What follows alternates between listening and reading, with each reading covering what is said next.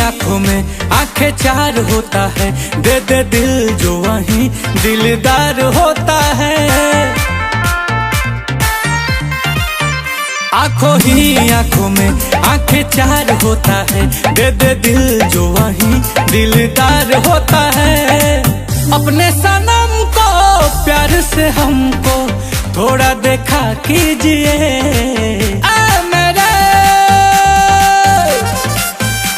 सफल काले आंखों में तो चश्मा लगा लीजिए। मेरे हम सफल काले आंखों में तो चश्मा लगा लीजिए।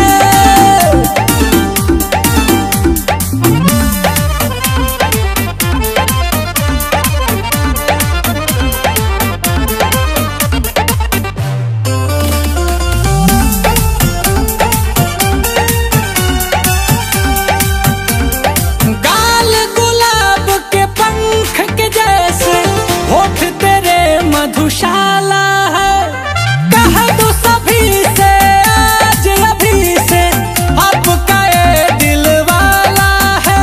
ऐसे हंस के दिल में बस के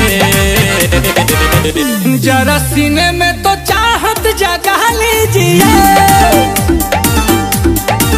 रूप है धूप है,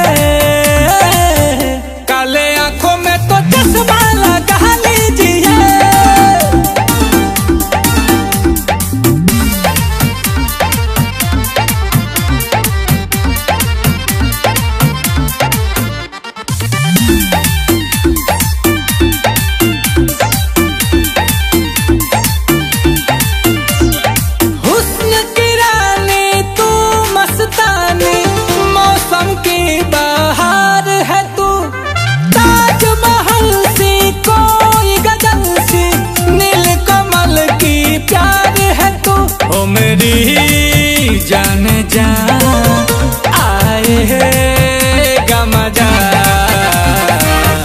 मेरे मीत ये गीत गुनगुना लीजिए। मेरे दिल के चैन काले आंखों में तो चश्मा लगा लीजिए।